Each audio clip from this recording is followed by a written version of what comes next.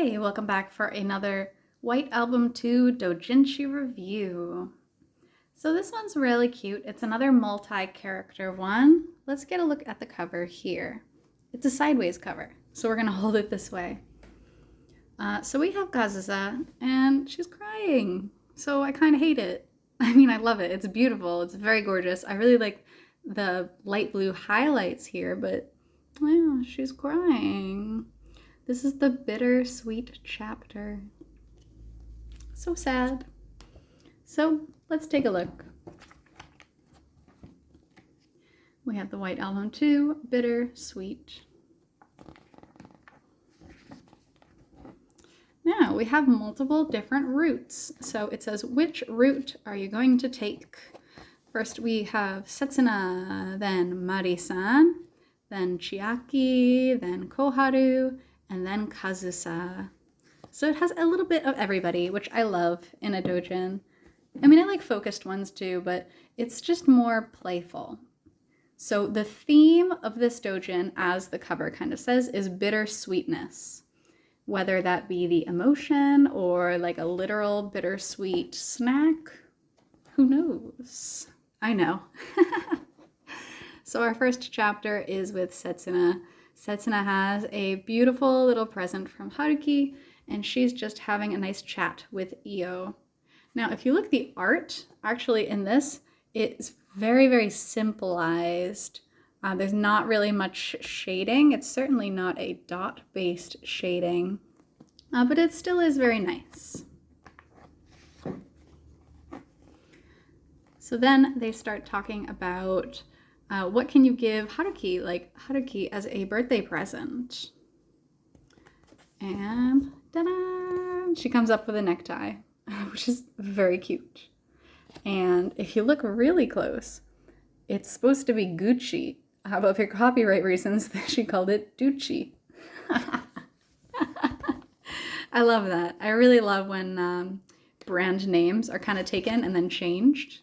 I think it's very cute and very clever. So then we move on to Mari-san's chapter. She has, as per her character, a very, very ugly souvenir snack, Uma Oni. And it's kind of a play on words because Uma is horse, but it's also like delicious, like Uma, and Oni is demon. So it's kind of a pun snack. So she's trying to eat this snack and it's really bitter. So in this case, it's just kind of a literal thing.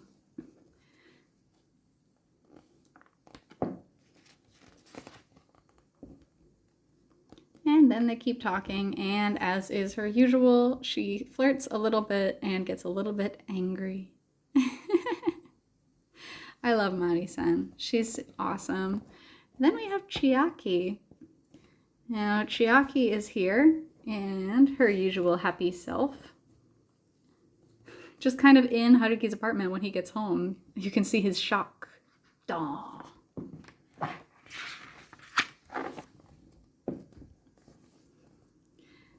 And she's talking about how she wanted to do a little bit of spring cleaning. She wanted to throw away some old clothes, but she can't bear to throw them away. And then in her little flirtiness here, she says that there's a hole in a very particular part of those shorts. And Haruki yells at her. They're so cute. They're so very cute. But then in this page, and I really do like it, Chiaki actually gets real and reveals some of her own insecurities about being left behind or thrown away. And I love that. I love that about her. She's super happy. She's super fun-loving, but she also, you know, she has fears and insecurities just like everybody else. And then we have Koharu, and Koharu's chapter is super interesting. It starts off, Haruki's bringing a package because Koharu had it sent to his apartment instead of hers. Why, you ask? Because it is an adult item, and she didn't want her parents to see it. So they get this item, and it turns out it is underwear. And she's very direct, not even really embarrassed in telling him that it's underwear. So this version of Koharu is kind of funny. and she's a little bit embarrassed. She says, oh, well, it's black and white. And he says, you know, no matter what color it is, I think it'll suit you. And she gets really embarrassed and cute. And then she pulls out even more funky underwear. She's adorable. She's beyond her years. And then we have Kazusa. And Kazusa gets a phone call from Haruki about, it's Happy New Year. So Happy New Year. And she's a little bit bitter that she is by herself at this point. She's feeling pretty lonely during this phone call, which is too bad. I feel like this is the saddest chapter kind of in the manga, even though it's implied that they're dating in this chapter. She's got a lot of baggage. I mean, even here, she's remembering the past and crying and just being left alone. Not great. And then that's the end. So I feel like Kazusa deserved a little bit more happiness, but you know, that's fine.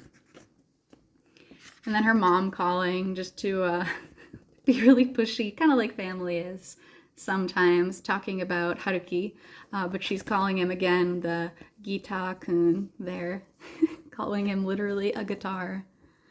So cute. I love it. And then that is the end.